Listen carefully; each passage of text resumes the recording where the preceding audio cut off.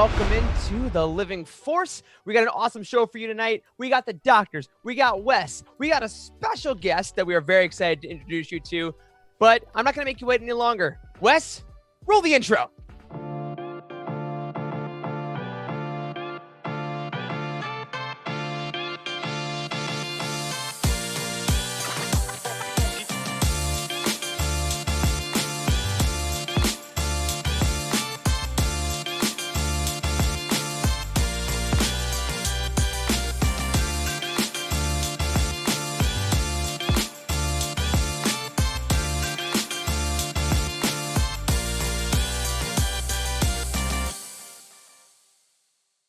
Welcome, everyone, to the Living Force. Second week of that new intro. I never get tired of it, at least the second time. I'm one of your hosts, Eric Eilerson, and if it is your first time joining us, welcome.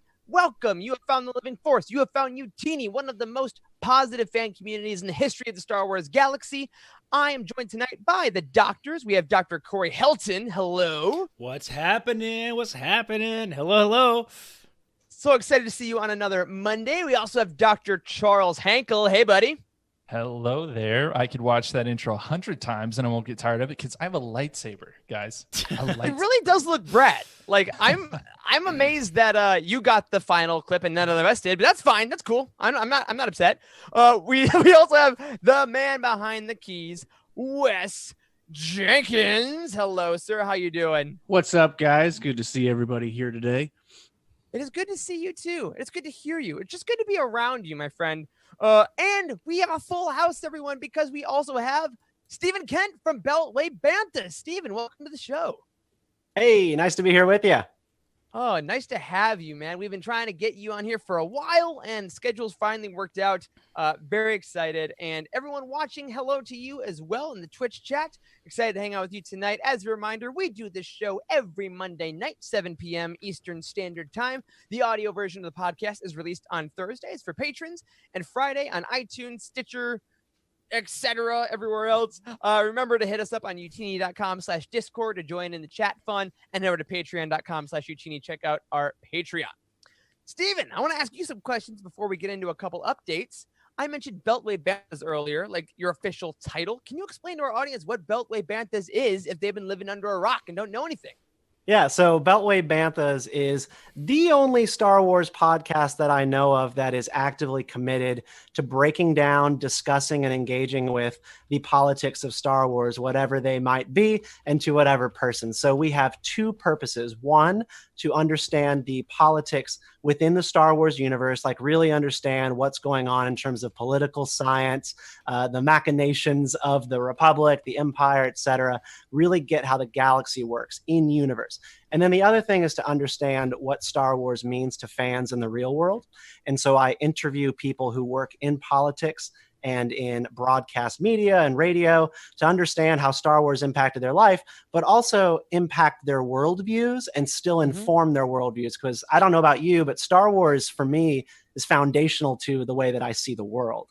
And I think that it is that way for many people who have a lot of influence as well. Absolutely, man. And we're going to get into a lot of that stuff as it relates to some of our favorite books and some of our favorite characters a little later in the show. But I want to ask you first, just because it's on the top of my head, and I'm sure everyone else listening. You've been doing this show for a little bit, and 2020 has been interesting politically. Let's just say, what is it like hosting a political Star Wars podcast now versus maybe when you started? Like, could you ever have imagined something like this kind of evolving to the way it has nowadays? Well, I never could have imagined being helming a Star Wars and politics podcast in the year that a sitting president would suggest delaying an election from its set date. Wasn't on my bingo card, I'll tell you that. Yeah. Yeah, I mean, that's just like punching my Republic or Follow the Republic bingo card. But nothing for me will top the chaos of 2016 and trying to launch the show in that environment and talk to people about the politics of Star Wars there.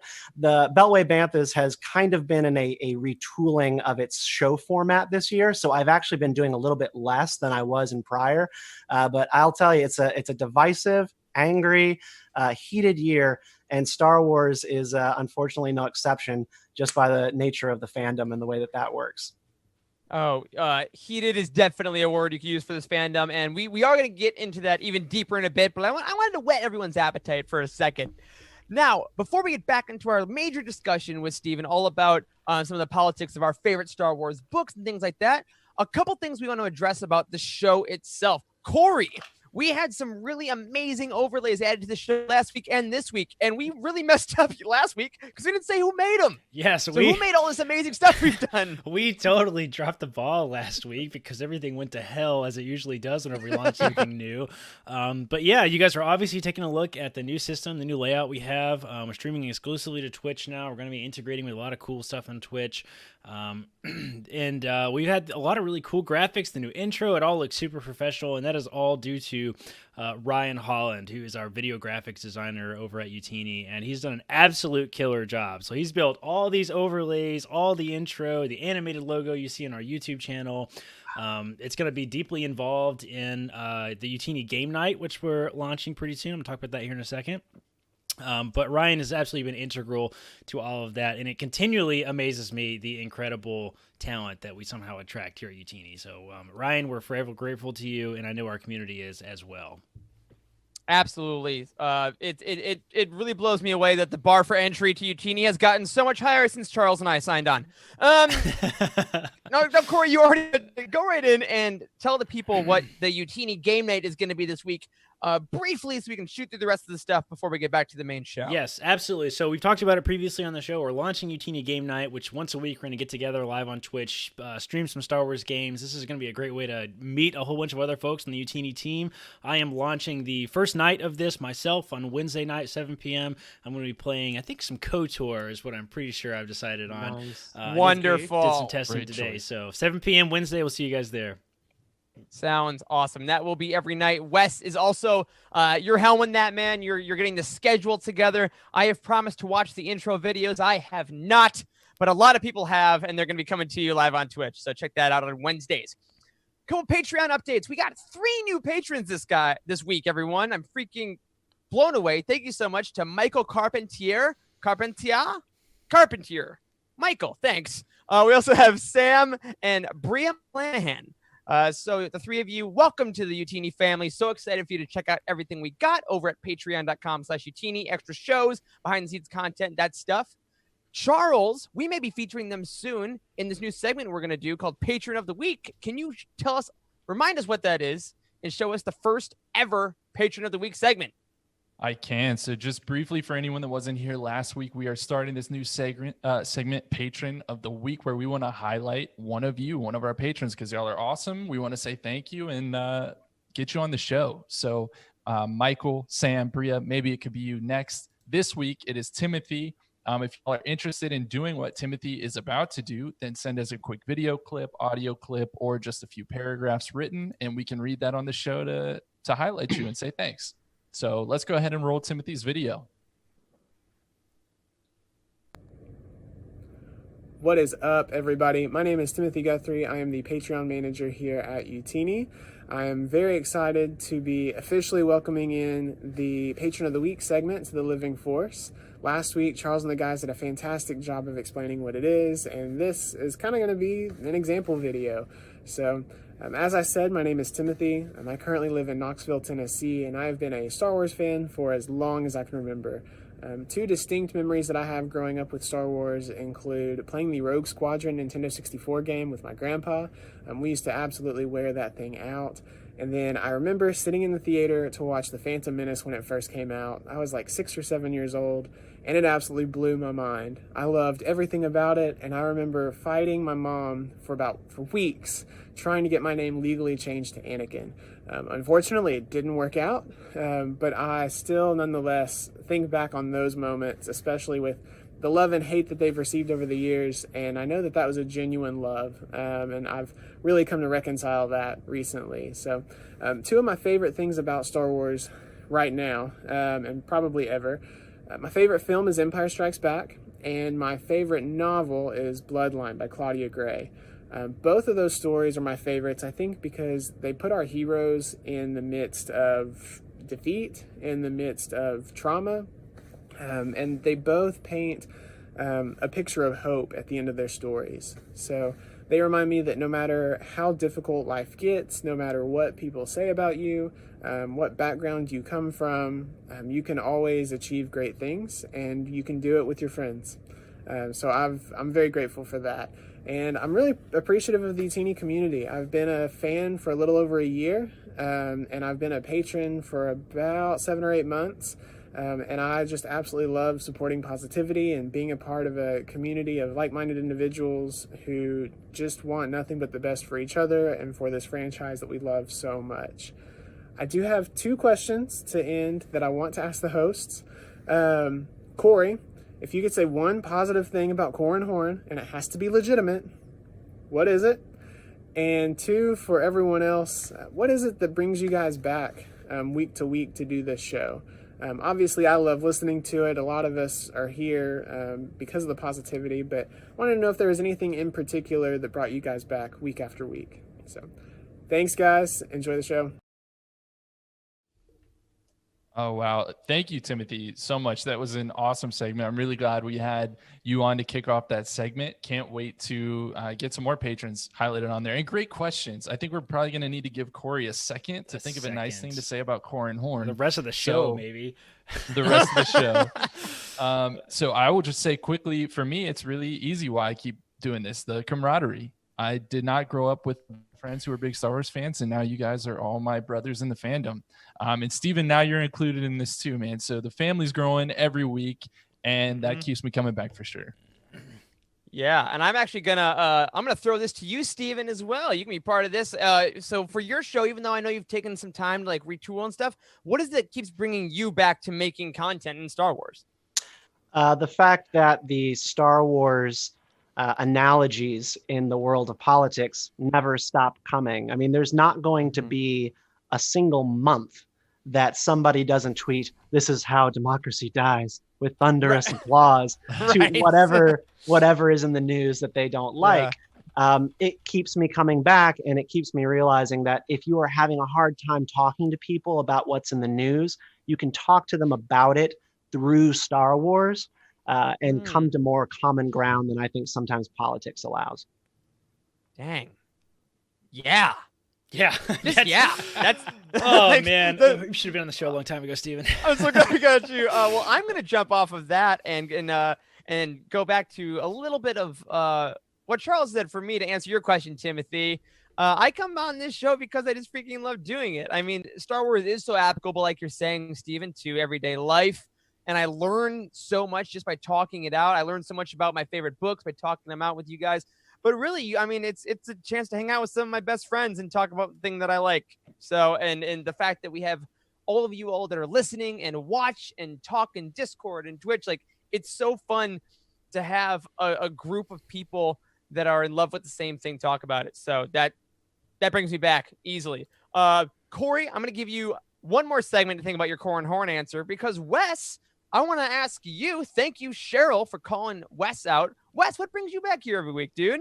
Besides the fact that we need you or else we would not have, none of this would work. It would all be broken. Well, much like what Charles said, I don't have a lot of Star Wars fans. I remember in college, I had just started really getting into the movies, and I just heard about the books that my one of my college buddies was like, I'm getting rid of a bunch of stuff because I'm moving. Do you want like some of this box of stuff? And I was like, what's in your box of stuff, man? And it was all his Star Wars movies. And I was like, you throwing these away, you fool? So there are very few of my friends that actually got into Star Wars. But once I joined up with you guys, there's been a lot of people that have turned over a new leaf, I guess you could say, and started reading the books and asking me questions. And I'm like, why are you so interested? It's like, because kind of you're interested. And I was like, all right, man, it's rubbing off. So that's why I keep coming back, so I can spread this disease. Well, you know what? You are the king of the rats, and the rats have now been fed. There you go. We're very happy that you're here, Wes. Corey, you've had some time. You've had some insightful talk from Steven. You've had some sappy talk from me, Charles, and Wes. What's a good thing about Core and Horn? Well, I've had to turn to the Wikipedia article to try to find something redeeming about the character, and Unfortunately, there's not very much. See, even my dogs don't want me to talk about Cornhorn. Well, I mean, his lightsaber looks pretty cool. I guess there's that. That's something. His initials are pretty great. Yeah. Nah. Sounds like a very all right. Well, there we go, Timothy. Thank you for that. And again, every week we're going to be highlighting another patron. So if you want to send in a video, you want to send in some questions, we'd love to have it. All right, last couple things before we get talking about our main points this evening. Book releases. We'd like to keep you guys abreast of all the book releases that are coming your way soon. As a reminder, August 25th, we got the Clone Wars Stories of Light and Dark, the anthology book. September 1st, we got Thrawn Ascendancy, Chaos Rising. I know we got a lot of Thrawn heads waiting for that one. We have From a Certain Point of View, The Empire Strikes Back, coming November 10th.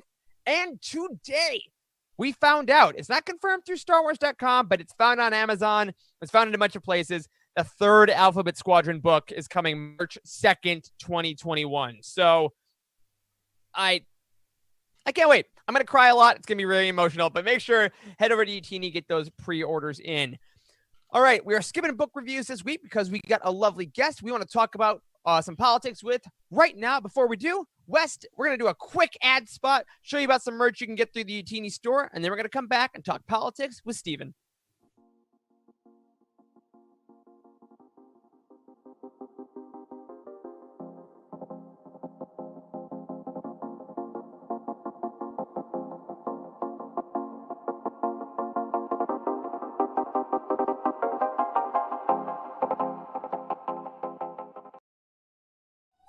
All right, and we are back. Lovely little break. Corey's dogs are still going crazy because they're so excited. They can't handle it.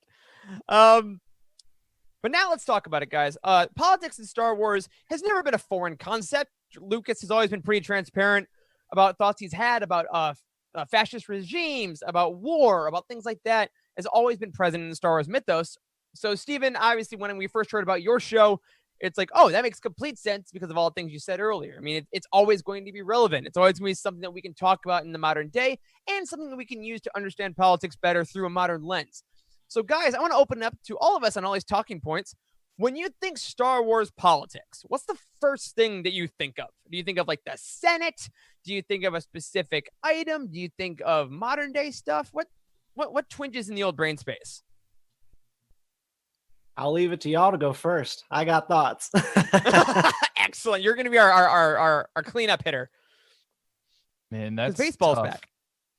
I think maybe for me it's probably just episode 1 because that's when I really understood, politics was coming in, and that was the first, movie that I was around for as well. So that's probably part of it. But I think it was kind of thrust a little bit more into the spotlight outside of obviously the big bad empire, which is ever present in the original trilogy. But, seeing more of the exact fallout, I think, from some of the governmental bodies, and seeing a queen and how, she still has to go to a Senate that's like for the entire galaxy, like all of those kind of workings where you really, really see up close and personal the workings of the government in Star Wars. That's my first thought. And I think the poster is pretty fitting for that reason. Absolutely, man. I actually want to jump on that exact same thing. I'm going to second you before we go over to Corey. Phantom Menace is, I think derided by some fans by being like, oh, it's the one with the crawl about the trade dispute. Like, yeah, that's the easy joke. But I think that the politics brought up in Phantom Menace get more impressive to me every single year. I mean, I'm getting, we get older, we get more appreciative of stuff. But I really do think of that kind of stuff and how a galactic government has to work together and how there's inter-strife, but it's all done through intelligent means. Like they have to divert each other through bills and through governmental planning and how wars are fought on different fronts. So I think that's the cool thing that Star Wars does. And obviously, guys, I think of our Lord and Savior Bail Organa, who's possibly the greatest politician who's ever been in any galaxy, fictional or non-fictional. Possibly. So, boom, there we go. Corey, anything else you want to add before we give it to the ringer? Yeah, the last. Sorry, guys, my wife just got home, and Ray and Kylo are going crazy here. Come on, calm down. They can smell politics is about. Apparently, they're like, Dad, exactly. we would never do this. Yes. So, I guess when I kind of think of politics, my head really just goes to like the bureaucracy of it all, right? I mean, like the Clone Wars is such a fantastic story, I think, because of it really highlights the challenges of very large government and like the bureaucracy of what happens. And like I can only imagine like how challenging it is to get anything done in galactic politics in the Senate, right? I mean, we have the United States politics and our Senate can't get squat done, right? So like I can only imagine what it's like. If you can feel, I like that you brought up the Phantom Menace, because you can feel the sort of helplessness of Padme, like when she goes before the Senate, of how like it's just so huge and like the wheels are just turning and there's all this greed and corporations are all involved and it's just such a huge mess. And it's just a really politics. You know, they're so wrapped up in Star Wars. Like there's no way to discuss Star Wars without discussing politics. Like it's just so integral to the story. Absolutely. Steven, what do you think? Well, I think everything that y'all laid out is completely correct. I mean, when you think like the politics of Star Wars, the first thing I think you envision, right, is that Senate chamber. It's really cool, right? And that kind of captures what you're talking about when you think about the politics of Star Wars. But I want to go to episode 2 and what I think the politics of Star Wars really all stem from, which is the conversation that is had between Anakin and Padme in the field of Naboo before they're really awkward rolling in the grass. Excellent. Where they're discussing Padme's career. He's kind of making fun of her. And I don't know the quotes verbatim or line by line, but he's discussing how he thinks the system should work. He's frustrated. He goes, I think people should get together and discuss the problems and then decide what's in the best interest of the people and come to an agreement. She goes, well, that's what we do. The problem is that people don't agree. Well, they should be made to. And that to me is what Star Wars, every trilogy, is about. And it's also what politics is about. And it's frustration that you can't control everything. And you see that in Anakin's life stem throughout the prequels. It gets much more violent after his mother is killed. He says, you know, I should have the power, all the power that I need to control the things around me. He throws the thing across the room on the bunker on Tatooine. Yeah. And when I think about politics, I think about that frustration. People want the world to be a certain way or be better, and they get angry when they can't do it. And that's what Star Wars is all about. It's about what are you willing to give up and do, possibly that is immoral, to make those things reality. Right. And I think that's one of the interesting conversations that really continues today. I mean, you have things like the subreddit Empire Did Nothing Wrong, right? Which is, I mean, admittedly a bit of a joke subreddit, but posits the idea in a very, you know, I think a humorous sense that, hey, are you willing to give up some of these freedoms because look at all this order that we have? And like you said, it goes from Empire directly to the First Order. That's like, if we can rule the whole galaxy, then everyone will be at peace. And I think we see that in a lot of the books, right, guys? Like, we read these books and there's planets you can visit in the literature that have no idea the Empire is actually bad because they're like, I don't know, you know, my grain gets delivered on time. Right. I'm safe. Right. And it's a hard conversation that I think you're right is getting more pressing every day, isn't it? And may I comment real quick on the you know, Empire Did Nothing Wrong subreddit? For sure. You know, it's funny, right? Like it's kind of this tongue-in-cheek joke in Star Wars fandom. It was started by a writer in the Weekly Standard. I can't remember who. But the article is always cited as the beginning of this sort of trollish pro-Empire aspect of the fandom beyond people who actually do like Empire cosplay, actually advocating and making the case for why the Empire did nothing wrong in taking out the rebellion. This is part of a broader theme in Star Wars where they struggle to communicate in many ways why the alternative to the Empire is necessarily good. A lot of what people get frustrated with in politics is when you tell them their viewpoint is evil, but you can't exactly qualify how yours is not going to do harm to others. And so there's this sort of trollish assumption like, well, then we should challenge like the rebellion and actually ask them, what do you believe in besides overthrowing the Empire? And Star Wars books have done a great job of fleshing that out. And I'm sure we're going to get to all that here and more. Absolutely. Well, hey, I'm going to use that natural segue to go here. So we have picked a couple books.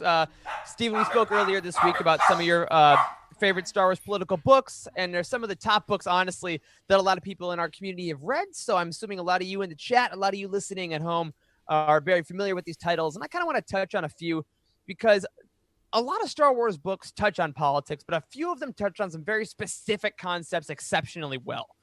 So I want to touch, first of all, on the book I have next to me here in the camera shot for all of you watching live, which is Inferno Squad, the Battlefront 2 book starring Iden Versio in her time before the far too short but very excellent campaign of Battlefront 2. And its relation to radicalizing extremists and to radicalizing people based on tragedy, right? Now, Steven, I'm going to keep throwing this to you as the guest and expert on this stuff. How do you think Star Wars deals with showing how easily someone can become radicalized for either faction? Well, beyond the radicalization question, Star Wars, in the original trilogy, its foundation is how quick and easy it is to fall to the dark side. But the dark side is not described as this thing that has like a natural set of ideas or beliefs. It is, like Yoda said, it's the quick road. It's the easy way. It's the way that makes you feel the most gratified. That's like what the dark side is really all about, is that gratification. And in Inferno Squad, you're presented with a fractured rebellion. We actually are getting a very clear look at all the ways in which the rebellion is split. And this is hinted at in other Star Wars properties like Rebels and Rogue One, right? Everybody crowded around the table arguing. But we know that there's Saw Gerrera's partisans. These are the guerrilla fighters who do not want to abide by, you could say, like the neoliberal idealism of Mon Mothma and the idea that we need to return to the ways of the Republic.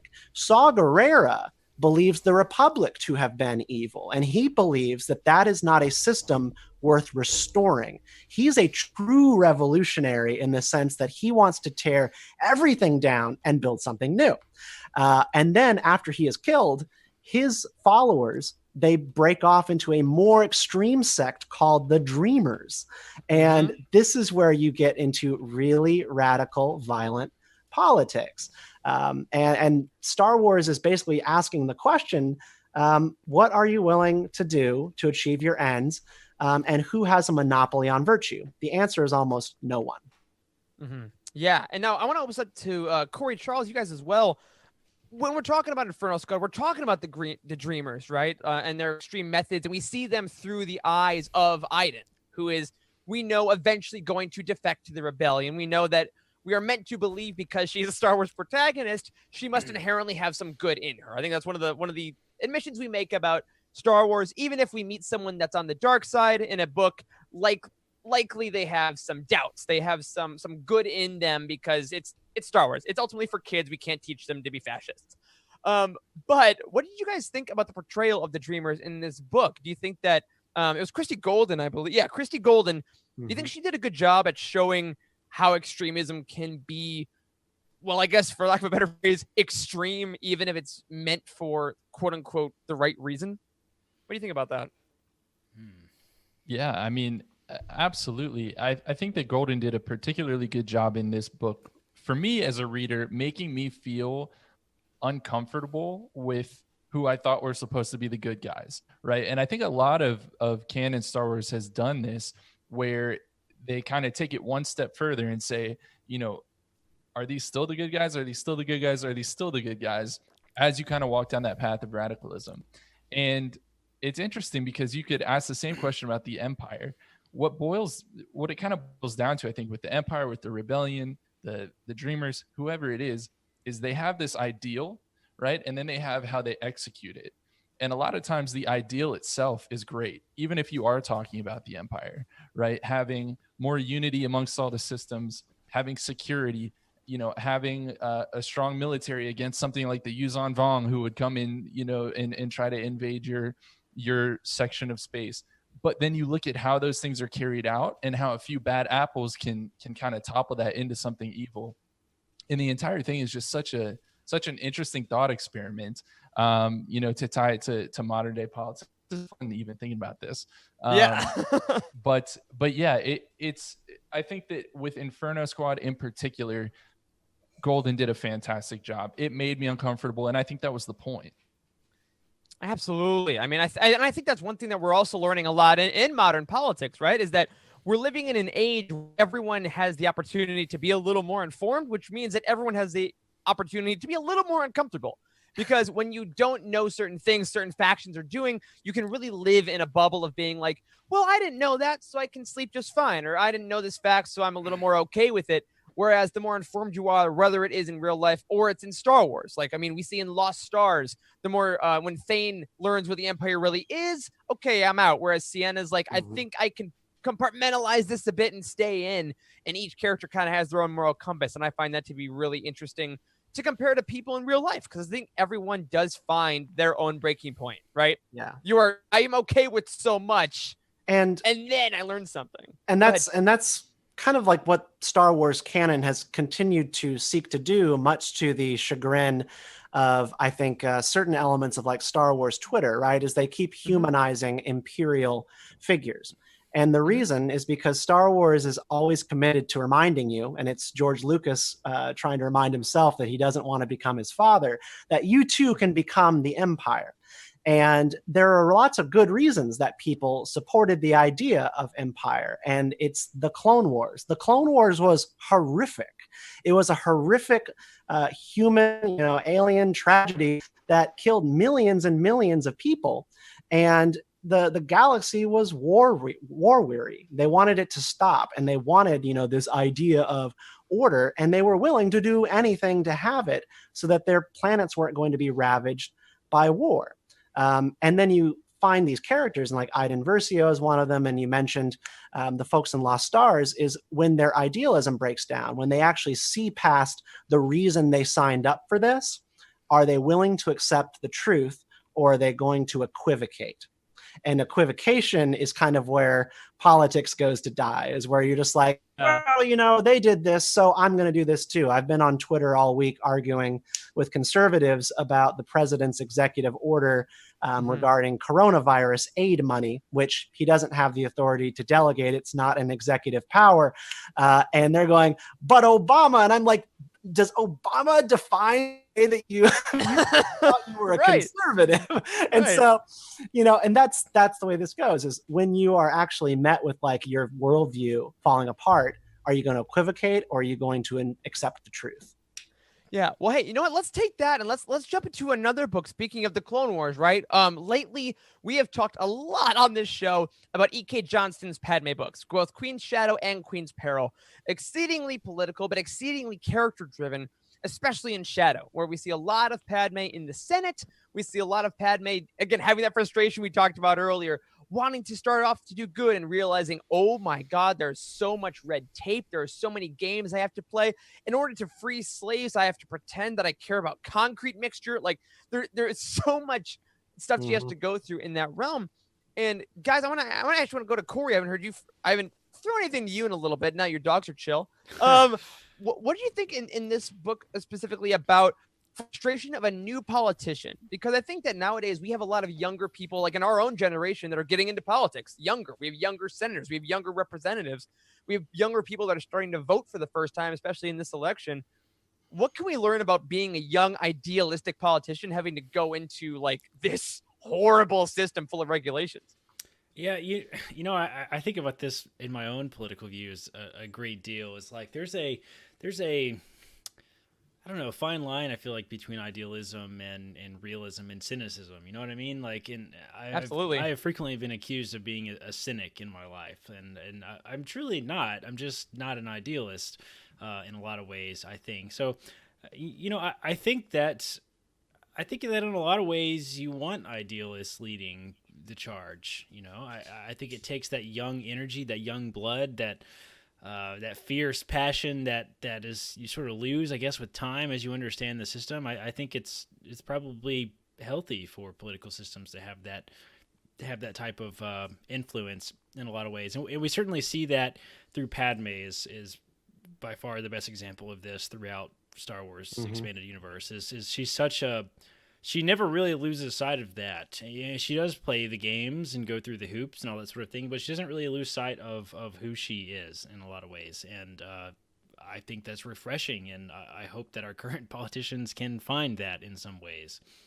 Yeah, I think it's really telling that Naboo is pitched as this like idealistic society, right? And it's simultaneously the society that Palpatine comes from, which is, ironic in its own way, but also it is so successful and so peaceful. And its head rulers are all girls that are like 13 years old. And that is why they are so successful. Steven, does that obviously we think that was intentional, but what do you think that says about both Lucas's ideas about politics and kind of our evolution of politics starting like in 99 and on? Well, I think a couple of things. So it was somewhat intentional to have Naboo's political structure look the way that it does in the movies and the books. The idea of 13-year-old female rulers, by and large female rulers in Naboo, comes from Naboo valuing humility in their leaders. They value people who are curious, want to learn, don't have super set opinions, and are willing to take guidance. The ultimate political lesson of Padme comes in episode 1 when she is willing to kneel in front of Boss Nass and the Gungans and tell them that she needs, in fact, we depend on you. Our fate is in your hands.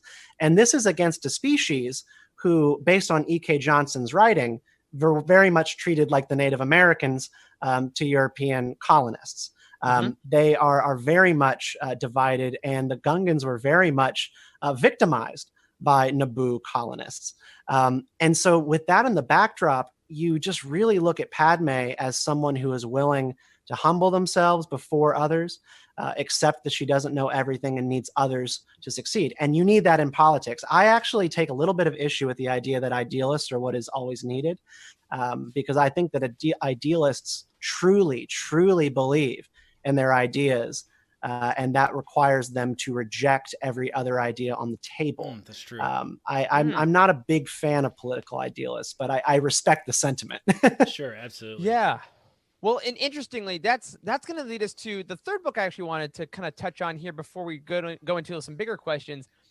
Political idealists that kind of think their own way is so great, mainly because of some stuff that's happened before. That's a very specific type of person we're seeing nowadays. We're seeing a lot of people that are looking back to the past and kind of becoming so obsessed with it that they are so reluctant to go forward. Like we see this with people in the U.S. that glorify the Confederacy at this point, that think that it is still something to be lauded, something to be praised, despite the fact that it makes modern day so difficult, and it has a lot of horrible connotations for modern day people. And we see this in Claudia Gray's Bloodline, which Timothy actually mentioned as being his favorite canon book. Yeah, it is a tremendous novel, but it has a lot of, and Stephen, this is your phrasing I'm going to use here, neo-imperial nostalgia, especially with Ransom Calsterfo. Like, he has all the Imperial helmets. He has the Imperial uniforms. He's like, oh, I'm just a collector. And it is really written like someone, you go into someone's house and they got a bunch of Nazi paraphernalia around. And I thought that was a strong image that was so crazy. In a book written only a couple of years ago, why do you think, Stephen, we're rounding back on that a little bit in relation to things like monuments, in relation to things like an over-reliance on the past instead of a hope for the future? Yeah, so I just was blown away when I read Bloodline and we got to the part about Ransom Casterfo keeping Imperial relics in his office and the flag in his desk, and how that felt when Leia encountered those materials. Because I believe at the time that came out, I think the most recent major Confederate kind of flag scandal or controversy was in Charleston in South Carolina after the church massacre in Charleston. And that was when then Governor Nikki Haley took the move to remove Confederate flags from state grounds. And so now we're in a huge fever pitch of this debate. But this has obviously been going on for decades. And I thought what was just so striking about Ransom Casterfo was that he was victimized by the Empire. He was somebody who lost his parents in Imperial labor camps. He hated Darth Vader and the Emperor. But in general, he was somebody who did not like the idea of chaos. He was drawn towards the idea of the centrist party in the New Republic, which believed in centralized government, that everybody needed to adhere to a certain set of rules in the order of the Republic, where Leia led the populist party, which was more like every planet should have its own systems and laws and regulations and whatever, and they can do their own thing. We have this argument all the time in the States. It's federalism versus central government out of DC. Right. It's all very familiar. Yes. Yeah. And it's interesting because, I don't think it's too far of a stretch to say that a lot of Star Wars politics generally, especially recently in the books, go a little more left, a little more liberal than right. But when you speak like that, the way a lot of conservatives, like true conservatives, will describe it, they want states, they want what Leia's saying. They want a more populist idea. They want the states to kind of control their stuff, the federal government to get out of my life. Yeah. And it's funny. In theory, exactly, right? These are all, as far as theoretical practices go. So I think that's also interesting in Star Wars, that it's able to assign different political lines of thinking to different characters, regardless of if they're a good character or a bad character. And I think that can help with dialogue, because that's I like to always say, like in Bloodline, I mean, Leia is being slightly neoconservative in her paranoia about the rising First Order and extremism in neo-imperial movements. She is raising the alarm that there's a real threat out there, the Amaxine warriors, and that they're funding a rebellion operation, which turns out to be the First Order, and no one will listen to her. And then what happens? They're all blown up by a weapon of mass destruction. And you take that and her professed support for the idea of a decentralized galaxy where every system can do its own thing. And you go, okay, well, I mean, yeah, Star Wars skews left in its ideas, and I think its writers and talent, and I think that's totally fine. But Leia oddly took on this sort of weird, modern, or actually like 1990s conservative idea and vibe. And that's worth entertaining and talking about. It's fun. Absolutely. It's really a more intellectual, philosophical, conservative perspective, and I've certainly always appreciated that about Princess Leia's character in the books. Has kind of always been like that in a lot of ways, and we certainly saw that throughout Bloodline. Is her own internal dialogue with like, what does it mean? I mean, she sort of asked the question in a lot of ways: is she wrong? Like if I remember correctly, some of the internal dialogue she had about Casterfo was like, maybe I'm overreacting, maybe he's just a collector, maybe this is not a big deal. Like it's very much an internal dialogue. Yeah. Even a character like Princess Leia is not so certain of her own ideology that it's refreshing to see that in a character. And I think the lesson that is important to try to take away from Ransom Casterfo is that, he holds on to these Imperial relics because in general, he supported the idea of the Empire, the stated idea, the idea, unified system, peace, order, rule of law. And we obviously know where that went. And he's like, oh, well, they went too far, but what if we tried again? And there are so many people in our world, left and right, who want to try ideas from the 20th century that failed. And there are millions of dead bodies to account for those bad ideas. Right. But yet people still continually want to litigate those ideas of these like 1940s and 1950s regimes. And it's interesting to see, like on that point, I think it's also interesting because, you have the people that say, well, we wouldn't do it like that again. There's no way. Like, and it's this idea that didn't work because of these individuals and because of Stalin. He was a corrupt asshole, right? Like, and also this, I feel like this dialogue also comes from a place of extraordinary privilege. And I think as four white guys talking about Star Wars right now, we're no strangers to privilege. And I think there is an element of that comes across in the modern day politics of like, well, I want to entertain this thought experiment because it won't really affect me too much. I can allow myself to entertain a thought because I'll probably be okay. And in Star Wars, I also think that's very interesting because you have the people from these planets, like in the Senate, right?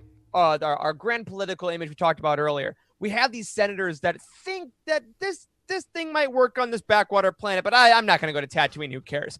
Whereas you have Padme, who comes back from Tatooine and is like, I had no idea slavery was still a thing. I had no idea that this actually happened everywhere else. We have to fix this. And a lot of the politicians are already like, nah, I don't know if I see that. But I always find that interesting to kind of compare. But as we kind of get to end of this hours and 10 minutes already, which is insane. I've loved this talk, but I want to ask you guys some general questions away from specific books. Stephen, I want to throw you here and say, do you believe personally that Star Wars books going forward, we're getting a lot of new authors of various backgrounds, of various ideologies. It's really, really great as opposed to, the 90s and 80s. There's like 4 types of people that can write Star Wars books. Yeah. But do you think going forward, Star Wars books have any kind of political duty other than escapism, because they are being given to people of all ages, to maybe some younger readers that are learning about the world? What do you think? Yeah, they do have a duty, and Star Wars has never shied away from this. I think more than in the recent Disney trilogy, but Star Wars and Lucasfilm in general, books in particular, are very bold in taking on autocracy, taking on the need for democratic government. And we are in a moment where autocratic governments are rising all across the world, left, right, and center. Like, populism is tearing our political fabric apart. And we need to figure out a way to come back to a moderate middle, right? And a system where people actually believe the government's working for them and believe that your vote counts. And Star Wars can do this. And Star Wars has been doing this for 40 years.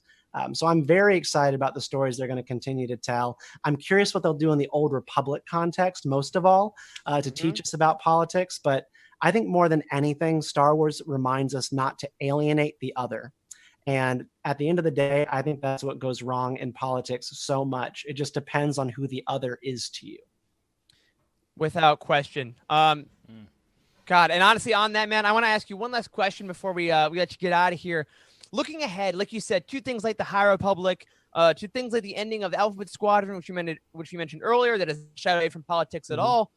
Do you think that there is a chance that, or a likelihood even, that the books going forward will get even a little more, for lack of a better phrase, blunt or outspoken about the modern day parallels? I mean, we don't want to get to the point where, like, the bad guy in a High Republic book, he has very orange skin and is very rich. Like, that's annoying and, like, right, and lazy writing. But do you think that there is going to be a point where some of the writers, who again are very outspoken online or are very active politically, get to a point where, like, okay, enough is enough. I've been given this license.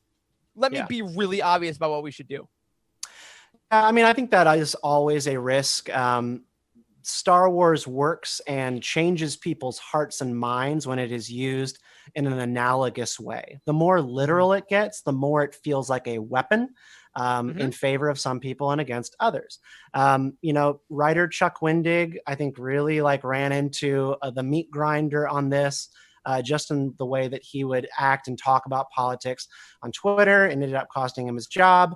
And I think that Star Wars and Lucasfilm, just as a company, is really committed to keeping a broad audience. That's what makes Star Wars successful. So they need to be careful of having their affairs governed by social media bubbles, and instead appealing to the broadest amount of people possible in the country. Absolutely. Well, we are going to be here for all of it. Gosh, I mean, I'm reading the chat here. People have been loving this talk. I hope you're all going to subscribe to Beltway Banthas, because, my God, with the election coming up in November, man, this conversation has been so fun. I can only imagine what you're going to be talking about. We got a new episode. We're coming out with a new episode. We're going to be switching to a monthly model for the next couple of months. And this next one is really exciting. It's called What Star Wars Didn't Teach Us.